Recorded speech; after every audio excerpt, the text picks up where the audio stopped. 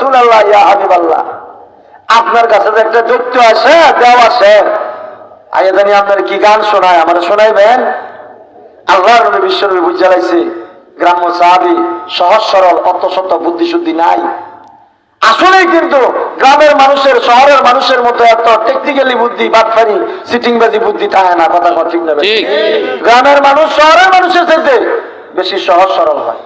তা আল্লাহর নবী বিশ্বনবী এই গ্রাম্য সাহাবীর পিঠে হাত দিয়া ভালোবাসার পরশ বুলাইয়া দিয়া বলে, সাহাবীরে, আমার কাছে যেটা আসে এটা দেও না, এটা দৈত্য না, এটা সাইয়্যিদুল মালায়েকা, ফেরেশতাদের সরদার হযরত জিবরাইল এসে জোরে কন্যা সুবহানাল্লাহ।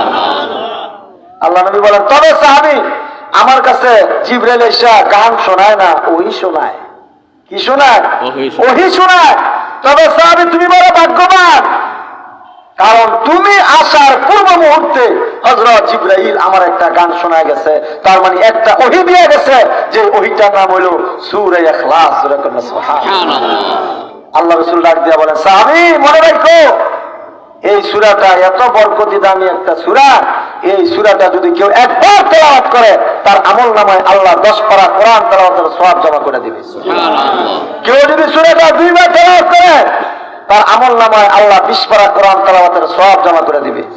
সাহাবীরে, এই সূরাটা যদি কেউ 3 বার তেলাওয়াত করে, গোটা কোরআন খতমের সওয়াব আল্লাহ তাআলা তার আমলনামায় জমা করে দিবে। সুবহানাল্লাহ। গ্রাম্য সাহাবী খুশিতে আত্মহারা হয়ে গেছে।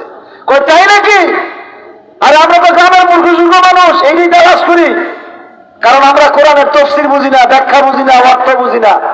আমরা গ্রামের মানুষ, সহজ সরল মূর্খ মানুষ, ফাতাইল্লা কেমনে জান্নাতে যাওয়া যায়, এই চিন্তায় আমার বেশি। কথা কন ঠিক না? ঠিক।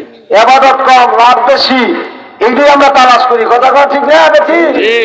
এই গ্রাম্য সাহাবী খুশিতে এবার এত খুশি হয়ে গেছে, আল্লাহরে ধন্যবাদ দেওয়া শুরু করছে।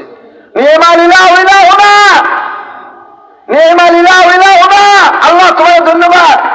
আমরা যে সহজ সরলে তালাশ করি, আল্লাহর নবীর এই গ্রাম্য